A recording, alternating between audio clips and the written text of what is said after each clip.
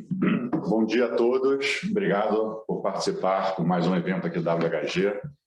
Com todos os acontecimentos no Brasil recentes, né, especialmente essa semana, a gente queria trazer um update aqui para vocês do que a gente está pensando, o que a gente está vendo. O Fernando Fenoli trouxe aqui alguns slides para mostrar, mas vai ser um pouco mais um bate-papo mais informal, relativamente rápido, em menos de 30 minutos aqui. Então, vou passar a bola aqui para o Fernando Fenoli, nosso economista-chefe, para começar a discussão. Boa, bom dia para todo mundo. Eu vou aqui share alguns slides, bem pouca coisa, só para balizar um pouco a conversa aqui sobre o que está acontecendo no Brasil. Acho que teve uma reversão gigante de expectativa em relação ao que se esperava desde segunda-feira, né? Foi um movimento assim bastante intenso, então vale a pena, assim, isso gerou um grande movimento de mercado, um grande deslocamento de mercado e também uma grande revisão do cenário, tá? Com algumas implicações. Então, por isso que a gente chamou esse bate-papo para tentar esclarecer um pouco e mostrar o que a gente está pensando em cenário, o que a gente está trocando já de projeção, olhando para frente. Então, acho que o que dá para pensar, assim, que os riscos fiscais de Brasil, eles se materializaram. Se eu tivesse que resumir em uma frase, seria essa, tá? Eu acho que desde agosto, na verdade de julho para agosto, a gente já tem comentado com alguns clientes nas nossas reuniões que a gente percebia um Bolsonaro mais populista, tá? Basicamente pela piora dos índices de avaliação. Então, se você pensar, era uma economia, o Brasil é uma economia que cresce 5% esse ano, uma economia que, enfim, é um país que avançou bastante na vacinação, mas que o impacto disso na popularidade presidencial foi muito baixo, né? Porque a gente fala assim, a sensibilidade, o beta desses eventos positivos na popularidade do presidente foi muito pequeno. Então, eu acho que ali acendeu um sinal amarelo de que ele precisava fazer mais. Enfim, todo esse flow positivo não foi suficiente. Então, desde agosto começou então uma discussão sobre o orçamento de 2022, né? Você tem um teto, um regime fiscal que limita os gastos, e daí veio a primeira, vamos dizer assim, o primeiro meteoro, como o Paulo Guedes uma vez falou, que foi a questão dos precatórios. Tá? Pagamento de quase 90 bi de reais esse ano, tá? Contra uma expectativa de cerca de 50 bi. Tá? Então, daí começou-se a discussão sobre o que fazer com os precatórios, e a primeira reação foi: vamos fazer uma alteração na lei que permita que os precatórios fiquem para fora do teto, ou pelo menos uma parte deles. Tá? E aí o mercado já começou a se estressar, né? Se você pegar a taxa de juros ali na virada de julho para agosto, se você pegar a taxa terminal de Selic para o final de 22 naquele momento, era uma coisa perto de 8, tá? Não era muito longe disso.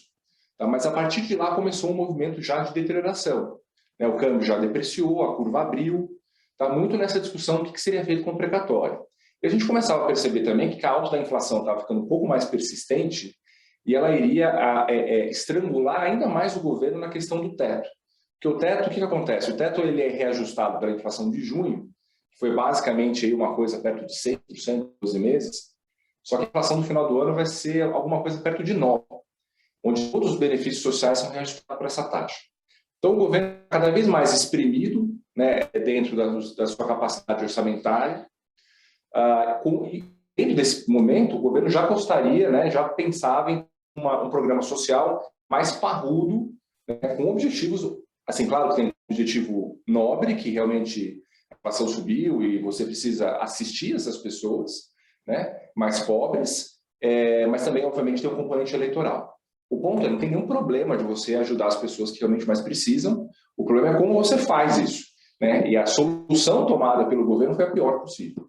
Tá? Então, toda essa história foi transcorrendo ao longo do mês de agosto, ao longo do mês de setembro, até chegar na segunda-feira, na verdade, a partir do dia 10, 15 de outubro, a gente falava com o pessoal de Brasília, consultores, enfim, pessoal da XP, que também tem um super contato lá em Brasília, e as pessoas falavam: não, a PEC dos precatórios vai ter um desenho no qual todos os benefícios sociais vão ficar dentro do teto. Tá? Essa vai ser a conclusão. Realmente vai ter o precatório, vai ficar uma parte para fora, mas o mercado já tinha absorvido essa notícia e o mercado começou até a trabalhar bem. Assim, né? A curva de juros tentava fechar um pouco, né? O câmbio estava ali mais ou menos de lado, a situação estava começando a ficar sob controle e dava até a sensação que, aprovando aquela PEC, o mercado poderia melhorar. Só que teve uma reversão gigante de expectativa a partir de terça-feira.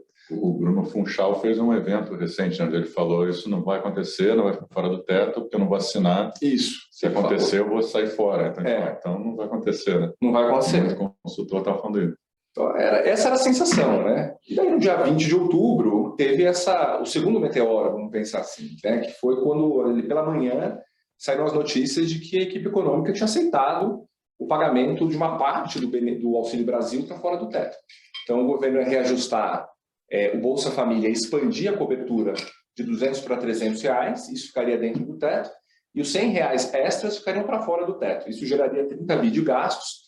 E a equipe econômica a gente coloca aqui como capitulou, ela aceitou isso do estilo, olha o que dá para fazer, e todas as pessoas, assim, nossas conversas em Brasília eram que, olha, realmente o Bolsonaro pressionou demais a equipe econômica e foi realmente no limite do que eles poderiam aceitar, e naquele momento a equipe econômica disse, ok, a gente aceita R$100 para fora do teto, esse é o limite, 30 bi, e ali começou a deterioração do mercado, né? Principalmente quando a equipe econômica aceitou isso. Só que só foi o começo, né?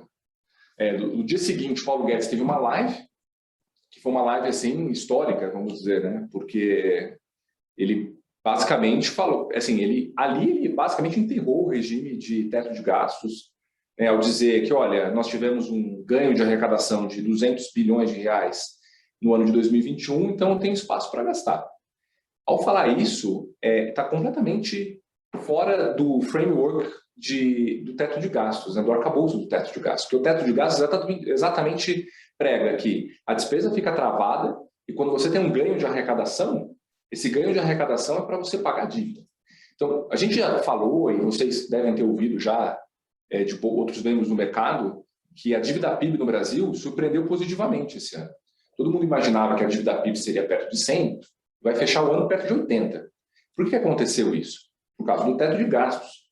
A despesa está travada, teve os 200 bi de arrecadação extras, isso foi feito para pagar a dívida e a dívida caiu. É assim que funciona. Funcionou super bem em 2021.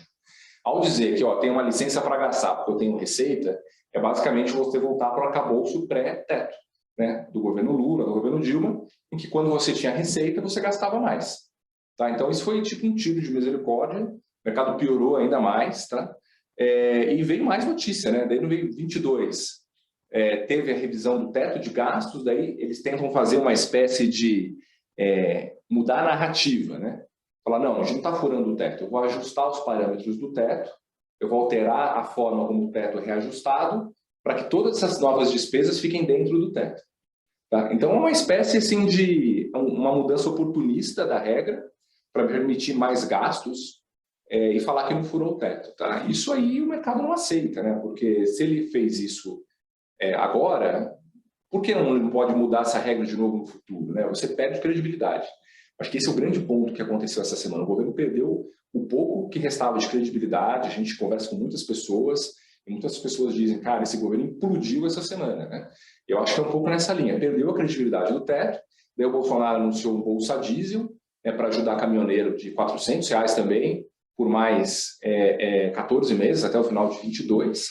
E para assim, finalizar com chave de ouro, teve demissão coletiva no Tesouro Nacional. Então, os membros do Tesouro Nacional que eram mais, vamos dizer assim, ortodoxos ou que estavam na defesa da lei e da regra pré-estabelecida, eles pediram para sair, o que faz todo sentido. Eles não concordam com essas medidas. Eram pessoas super respeitadas no mercado, o Bruno Funchal, o Jefferson Bittencourt, e também o número 2 deles também saíram. Então, teve uma debandada do Tesouro Nacional e do Ministério da Economia, o que deixa o Paulo Guedes realmente assim, mais solitário, e para preencher essas vagas ele vai preencher com pessoas de menor gabarito, né? Pessoas mais fracas vão ficar mais suscetíveis à pressão política. E daí, por fim, tivemos ontem à noite a aprovação da PEC dos precatórios na comissão especial, né? Então já foi aprovado com essa mudança do teto, o que abre um espaço extra de gasto de 83 bi. Então é isso que aconteceu, essa semana foi super intensa, né? Enfim, vários eventos, mas é isso, o teto de gastos mudou. Né? E o mercado, que já tem baixa tolerância a essa mudança, puniu fortemente e, enfim, já leva em consideração que o teto assim, a credibilidade desse governo para tocar a política fiscal caiu bastante. Então, essa foi a história, tá, desse ano. Tá bom? Não, só para complementar aqui, eu acho que como o Fernando Fenório começou aqui nessa página, acho que é importante. A gente só tem 3 páginas, então vai demorar um pouco em cada página, mas é rápido.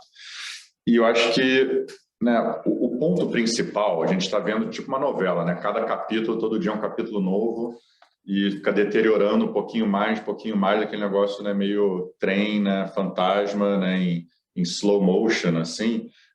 Mas eu acho que é importante, às vezes, quando você parar para olhar, né, o big picture e o que está acontecendo. O que está acontecendo, a gente tweetou um gráfico, tipo, um mês atrás, alguma coisa que eu acho que ajuda a quantificar isso.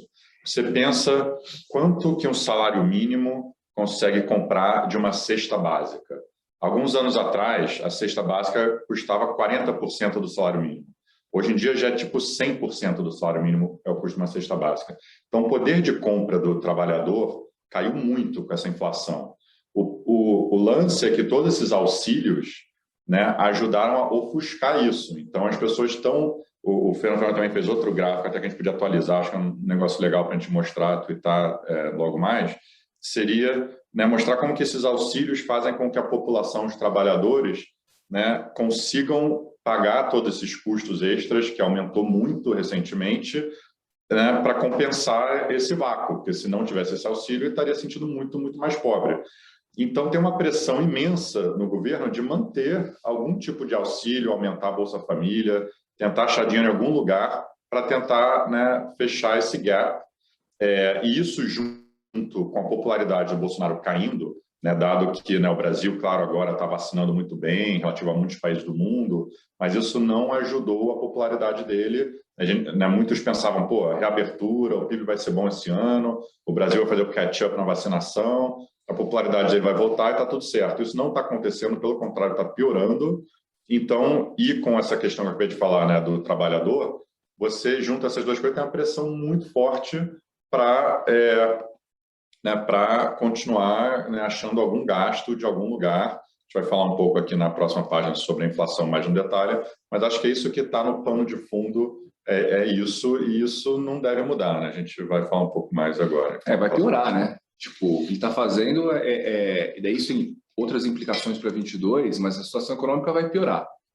Então a gente fez aqui, começou a revisar o cenário, então a gente vai passar aqui o que já está meio que já pré-estabelecido, a gente revisou o Selic para cima, então a gente agora projeta 2 altas de 125 pontos para a reunião da semana que vem, de dezembro, pode ser 150, tá? Acho que o sinal é mais que ele vai ter que acelerar essa mudança de política fiscal. A gente alterou também um comportamento, um item técnico de projeção, que é o tal do juro real de equilíbrio. A gente já estava trabalhando com 3, agora a gente está com 3,5, meio ponto, não é muita coisa, mas já é um sinal de que a mudança da política fiscal, do que foi feita, traz o juro real para cima. Então, a distância que o Banco Central tem que percorrer do ponto inicial até o final do processo de aperto de juros é mais longo, né? A jornada ficou mais longa, a viagem é mais longa, então ele tem que acelerar o pace, ele tem que acelerar o ritmo. Então a gente colocou aí um sinal de aceleração, de novo pode ser 150, e em 2022 ele vai desacelerando, chegando a taxa Selic a 10,75. Recentemente, estavam falando, né, o Banco Central falou que ia manter 100 pontos, não ia mudar, o único jeito que ele mudaria seria se o fiscal perdesse controle, né, que exatamente aconteceu. A gente fez uma reunião com eles na semana passada, não foi? Dia 14. Sim. E eles falaram exatamente isso, eles têm um cenário alternativo de uma política fiscal, um novo regime de política fiscal. Acho que esse cenário se materializou, logo a assimetria, o balanço de riscos, como ele gosta de dizer, piorou, e aí ele precisa subir os juros. A gente coloca um corte de juros lá em dezembro, tá? Porque a gente ainda, assim, a gente entra num terreno eleitoral super agora incerto, tá? Mas se você assumir que não tem vamos dizer assim, uma mudança ainda mais drástica do que já aconteceu, a economia vai estar muito mal, tá? Em 2022. A gente colocou aqui a projeção para 22, a gente está calculando isso, tá? Porque não tivemos ainda tempo para fazer a coisa no detalhe, mas a gente tinha 1,3, só de mudar a curva de juros, isso aqui já traz o PIB para perto de 1 ou 0,9, mas você tem tantas incertezas, assim, esses choques são tão ruins para a economia, a gente trabalha alguma coisa entre 0 e 1 para o ano que vem, tem risco de ter algum trimestre negativo. Tá? Então, a situação econômica vai estar ruim. Então, se isso aqui, enfim, se não tiver nenhuma ruptura de regime, ele pode até cortar depois da eleição. Mas isso aqui é um big if, tá? Enfim, a gente vai comentar um pouco nesse slide de baixo. A gente revisou a inflação para cima, 9,1 esse ano, 4,7 para o ano que vem, câmbio mais alto, né? A gente colocou 5,60, meio que marcou o mercado. Aqui a gente é bem honesto, assim, a capacidade nossa de ter agora, nesse momento, uma visibilidade sobre câmbio é baixa, tá? Então, o que me parece é que a capacidade de apreciação do real é muito pequena, então é pelo menos isso. E daí a gente mantém estável só como exercício de projeção, tá? Mas se alguém chegar para mim e falar, olha, o câmbio é 6,5, 6,20 ou 5,40, assim, a gente consegue, né, com uma narrativa, chegar a essa projeção sem problema. Aqui é mais para a gente ter uma noção de quais são os parâmetros. E para mim o grande fator de risco para o ano que vem é essa tabelinha aqui de baixo, que é o impacto, é basicamente gasolina, tá? A gente está vendo uma superpressão de energia no mundo inteiro, né? O preço do petróleo está hoje em torno de 85, mas muitas pessoas especialistas em petróleo acham que esse petróleo pode chegar a 90 ou até 100 dólares o barril, por causa de reabertura econômica, problema de oferta, enfim, isso é um outro capítulo à parte. O ponto é, o petróleo vai continuar pressionado, e se o real ficar aqui entre 5,50 ou 6, né, que talvez seja o cenário aqui mais provável nesse momento, o IPCA pode subir entre 66 ou 86 bips para o ano que vem, tá? A gente, e que assumindo que a Petrobras repassa tudo, ela pode repassar menos, então não é todo esse número, tá? A gente tem mais ou menos 35 bases para o ano que vem de impacto de gasolina, porque uma parte fica nesse ano, mas só para ter uma noção aqui da matriz de possibilidades de alta de gasolina, o impacto na inflação. Tá? Então você pode ter facilmente mais meio ponto de inflação para o gasolina, ou até 1 ponto a mais de gasolina. Então você pode, esse número de 4,40 pode virar 5,30 ou 5,60. Tá? O que pode colocar mais pressão no BC, pode contaminar 23, daí ele não para de subir aqui em maio, sobe mais um pouco, vai até 11,5, enfim. Esses são os cenários de risco. Tá? Só para explicar, esse 115 quer dizer que se o petróleo for para 100 e o real for para 6, você tem que aumentar a inflação próximo ano em 1%. Em 1%, é isso aí. E aqui a gente colocou no gráfico o que hoje o mercado projeta, né, de taxa Selic, que está na curva, e a nossa projeção. Né? Então, se você pegar aqui até 2022, a gente está bem perto do mercado agora. Né? Assim, o mercado está com um pouquinho mais de juros no final do ano, e daí, a partir de 2023, a gente coloca uma queda assumindo uma certa normalidade do ambiente econômico e o Banco Central trabalhando dentro de um ciclo.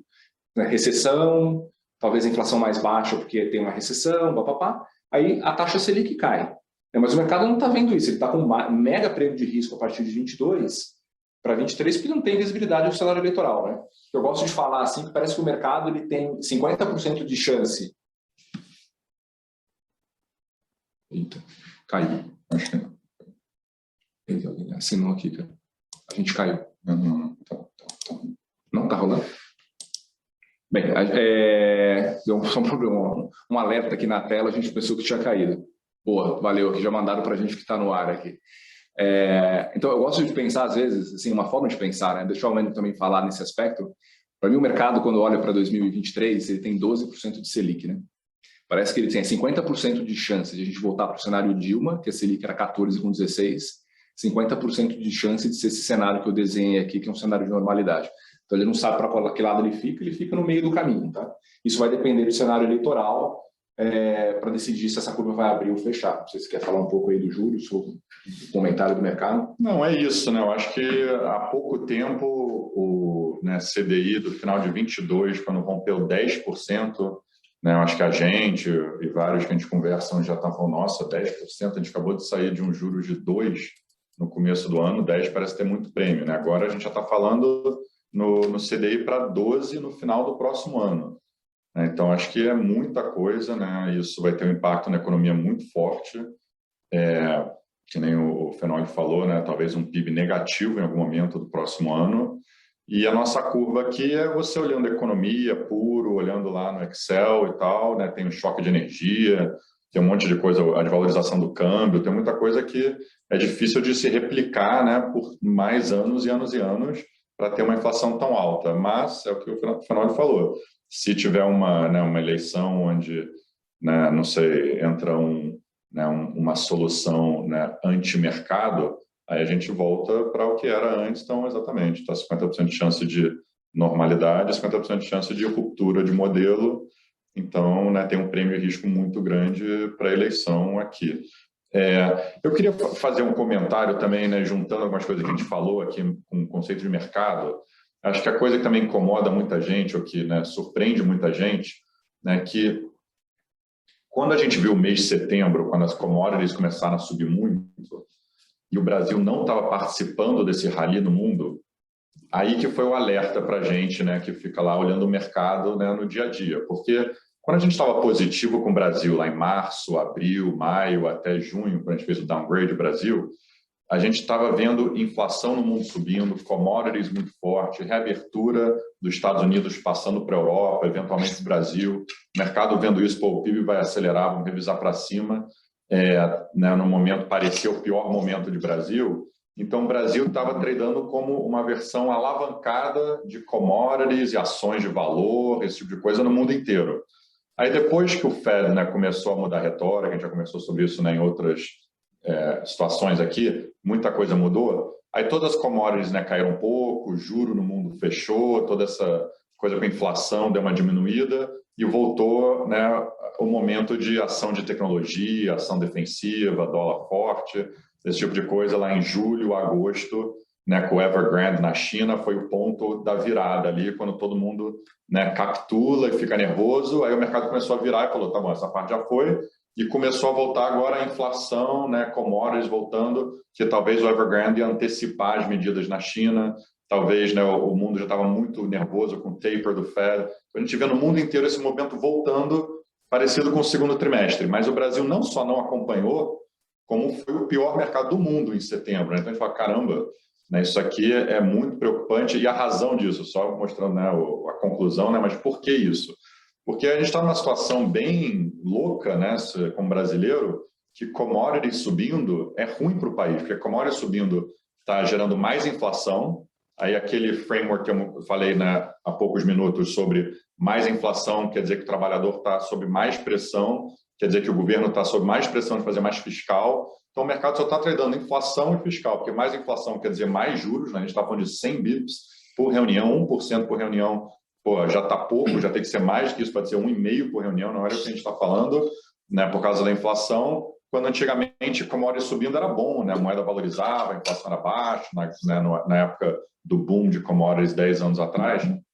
Então agora está tudo invertido, né, onde, né, o mercado está tendo mais commodities mais forte, é ruim para a inflação, é ruim para o fiscal, que é mais pressão no governo para ser populista, e isso virou, né, um ciclo vicioso, né, que a gente está agora, e, né, uma coisa bem surpreendente. Passar para o último slide, depois a gente tem umas perguntas aqui, a gente vai endereçá-las também. Assim, o que vem pela frente, né? O que a gente tem que monitorar? Então, basicamente, aprovação no Senado, parece meio loucura, né? Falar, olha, assim, a Câmara vai aprovar, mas tem assim, a gente recebeu umas informações ontem que tem alguns membros do Senado que estão desconfortáveis com o que está acontecendo, com o impacto de mercado, repercussão. Assim, a ala política do governo não está nem aí para o mercado, para a reação. Tipo, ok, depois acalma, o Bolsonaro deu uma declaração ontem, falando que o mercado está muito nervosinho, se continuar assim vai ser ruim para vocês também, porque a economia vai mal. Enfim, é quem não entende o funcionamento. Mas vamos só olhar a aprovação do Senado, se vai passar mesmo, se não vai ter nenhuma mudança. Tá? Eu acho que isso é uma coisa para monitorar. Eu acho que o Senado vai barrar, mas vale a pena olhar. 2, quando acabar, a gente tem que ver até onde vai, quando acaba o fluxo negativo de notícias. A gente viu um fluxo super ruim essa semana, não tem fluxo positivo. Talvez quando a gente tiver a resolução do orçamento, foi aprovado, vai ter 90 BIP fora do teto, ou com o teto mascarado, acabaram-se as notícias de bolsa para todo mundo, etc. Quando isso normalizar, talvez o mercado vai encontrar seu novo ponto de equilíbrio num patamar pior. Tá? Mas a visibilidade vai acontecer aí. Tá? Enfim, provavelmente quando o orçamento estiver definido. 3, Paulo Guedes fica ou sai?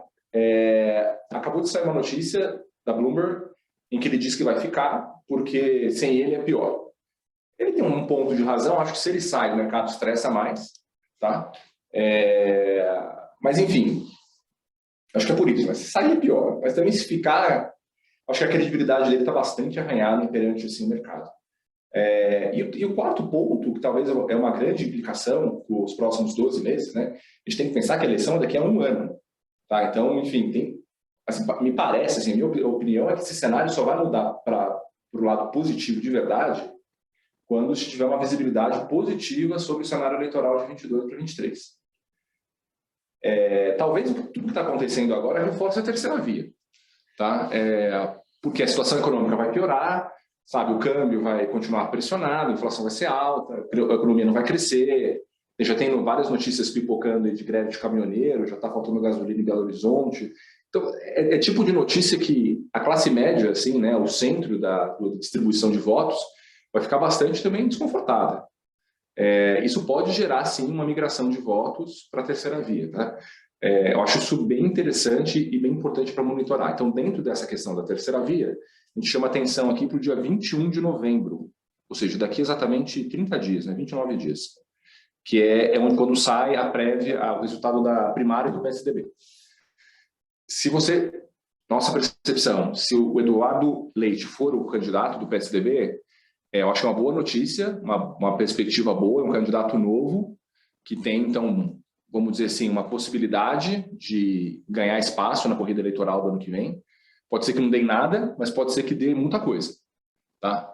Assim, minha opinião, até eu acho que o Dória tem muito mais limitações de possibilidade de ganhar do que o Eduardo. Se o Eduardo for candidato, talvez o mercado até compre um pouco aí, se os preços estiverem super deprimidos, o mercado ande um pouco e mude um pouquinho o patamar para um nível melhor. Tá? Mas eu acho que há 2 meses era, tipo, não tem condição de terceira via, é Lula e Bolsonaro. Eu acho que hoje tem uma chance da terceira via, assim, especialmente com essas decisões, o impacto econômico de tudo que vai acontecer nos próximos 12 meses. Só para concluir, então, minha parte aqui, né, um pouco, acho que a pergunta que tu me faz, então, compra ou vende, né, eu acho que falar um pouco dos prós e contras, tá? Por um lado, eu acho que tudo isso que a gente falou, né, muita notícia ruim, né? Eu acho que não necessariamente vai acabar por aqui. Eu acho que a economia real, né, ainda não está sentindo isso. A gente está vendo, né, resultados muito fortes, né, ainda um boom em muitas áreas. Então, é uma situação difícil onde, né, talvez vários clientes ou vários players de mercado ainda estão vendo, né, ainda estão com muita liquidez. Então, é fácil falar, né, então vamos comprar porque caiu. Mas o mercado normalmente cai antes da economia real, né? Eu já vi isso em várias situações. Né? Minha dúvida é se a gente não está meio que no tipo fevereiro do ano passado, né, onde as pessoas ainda estavam macho, querendo comprar, né, na queda, e depois, quando as pessoas começam a ficar bem preocupadas mesmo, isso que normalmente é o low. Né? Compara agora com 2015, 2016. 2015, 2016... Né, eu acho que conversava com vários gestores, né, os mais respeitados do mercado, né, não só não queriam comprar, como estavam vendidos, assim, né, em muitos casos. Então, normalmente isso que é o low, quando as pessoas mais inteligentes que vocês conversam, né, estão super pessimistas, e eu acho que, por enquanto, não parece que está assim. Está naquela fase onde é um negócio técnico, é resgate de fundo, é o pré que está alto, então, né, não dá para comprar ação aqui, mas está barato, então está... Né? Então, sei lá, o meu ponto é que eu acho que a economia ainda vai piorar muito, né? A gente vai sentir assim, né, no dia a dia, como isso, né, eu acho que isso, né, piora o mundo. Eu sei que, né, tem clientes de todo tipo de persuasão, eu não quero entrar, né, estou tentando ser, né, neutro aqui nesse sentido, só falando da perspectiva do mercado, tá? Com todos os meus comentários. Mas eu acho que o mercado pode entrar numa dinâmica onde o noticiário ruim começa a ser bom, né? Só pegar esse gancho do fenômeno da terceira via, que pode chegar num ponto onde, né, tá tão ruim a situação que, né, a popularidade de Bolsonaro está tão fraca que a Eurásia faz um bom ponto, que eles falam que a popularidade de Bolsonaro continua forte o suficiente para ele ir para o segundo turno, e no segundo turno ele perde. Então, por isso que, né, tá nesse equilíbrio meio ruim de mercado. Se o negócio piora a tal ponto que uma terceira via fica viável, porque tem uma chance que o Bolsonaro nem vai para o segundo turno, e aí mais que piora, mais que esse balanço vai naquela direção, aí eu acho que pode ser o turning point para o mercado. Esse é o primeiro ponto. Pegando o gancho da terceira via, quando o Dória parecia que ele era o candidato do PSDB, e aí a gente estava falando em Moro, em Mandetta, em Pacheco, né, Ciro Gomes, tudo isso meio que embolando o meio de campo, era meio que, né, papo de bar, a gente falar de terceira via, não tinha chance nenhuma. Se o Eduardo Leite consegue ganhar as prévias, por que isso é importante? Porque, tirando o Dória da jogada e botando o Eduardo Leite, que tem uma rejeição super baixa e é desconhecido, mas, né, já está o ACM Neto falando de fazer uma aliança com ele, né, acho que muitos players em volta dele estão, né, se juntando, acho que dá para fazer uma aliança bem grande com muitos partidos e aí vai esvaziando qualquer outro cara que queria se candidatar e pode ser uma alternativa viável. Eu sei que hoje em dia, né, muitas pessoas falam, mas ele não é conhecido, né, ou até, né, pela opção, né, dele e tal, também é né, tem algumas coisas que podem rejeitar no futuro. Não sei, eu acho que, né, por eu ser americano e brasileiro, já vi, né, eu acho que o Bill Clinton e o Obama, como é que foi a trajetória deles, né, saíram do nada, totalmente desconhecidos. De vez em quando ser desconhecido é positivo, né, eu acho que, né, o Luiz Tuberra, que é muito parceiro nosso, né, comparou o Dória com a Hillary Clinton, né, que eu acho que tem uma rejeição muito alta, né, que é uma coisa meio que difícil de definir, quantificar o porquê, mas essa é a percepção do eleitorado. Então, né, continuando essa analogia, para mim, eu acho que o Eduardo Leite lembra um pouco Obama nesse sentido, que é alguém que pensa essa máquina da esquerda e da direita que desconstrói, né, muitos candidatos. Você vê isso nos Estados Unidos também, o Partido Republicano é muito bom nisso, mas com Obama ou com Clinton não colava, porque eles eram desconhecidos e não tinha muito assim, né, o que fazer. Enquanto, né, se o candidato à terceira via fosse qualquer outro, eu acho que fica mais fácil de desconstruir já de cara, o cara nunca cresce. Então, acho que o Eduardo Leite pode ser aquele cara meio Teflon que não pega qualquer coisa negativa com ele vai indo no vácuo, e aí é mais um negócio de se o Bolsonaro piora muito ou não, né? Então, eu acho que o mercado pode entrar numa dinâmica onde o Bolsonaro ou, né, começa a ir mais para o centro, que seria bom também, ou, né, piora tanto que o Eduardo Leite melhora. Então, a gente pode chegar num ponto em algum momento que é meio que, né, tem downside limitado. E aí o outro lado positivo é que o valuation realmente está muito barato, né, de todos os ativos, né, no mundo, onde o S&P acabou de bater um all-time high, né, onde tem liquidez infinita, né, ontem estava também num evento com alguns gringos e está todo mundo, né, os caras bem espertos, macros, globais, que estão muito entusiasmados aí com commodities, né, acham que tem uma chance que o Powell não vai ser renomeado no Fed, que sai um pacote fiscal aqui nos Estados Unidos, a gente pode estar entrando num mundo com mais inflação, né? Eu sei que eu acabei de falar que a inflação é ruim para o Brasil agora, né? Mas no fundamento, no médio prazo e tal, né? Isso, né, né, gera interesse do estrangeiro pelo Brasil. Então, acho que, né, é uma questão de timing, né? A gente, claro que é tentador, tentador, né, a gente, né, querer comprar agora e tal, porque já está, né, muito amassado, mas nem sempre, né, só porque caiu é a melhor razão para comprar, né? Então a gente continua neutro, estamos atentos, estamos, né, interessados. Claro que a gente tem esse pezinho no PREC, né? Claro que está machucando muita gente, né? Claro, né, teria sido melhor não ter feito, a inflação, né, surpreendeu a todos e essa deterioração. Mas eu acho que em algum momento talvez a bolsa vai ser interessante, sim, a gente está atento, mas, né, timing é tudo na vida. Então vamos. Tem muita incerteza. Tem muita incerteza e pode piorar antes de melhorar. E quando você está nessa dinâmica de crise, essas pioras assim podem ser fortes, né? Então a gente viu isso ontem. Temos que preservar o capital nesse momento. É o famoso pegar a faca caindo, né? Não é fácil. Então é ter um pouco de paciência e estar preparado para esses turning points, né? Talvez aí no dia 21 de novembro seja um deles. É isso. Muito obrigado. Eu acho que qualquer dúvida, né, estamos sempre à disposição aqui. É isso aí. Valeu, pessoal. Obrigado. Bom dia para todo mundo. Bom final de semana.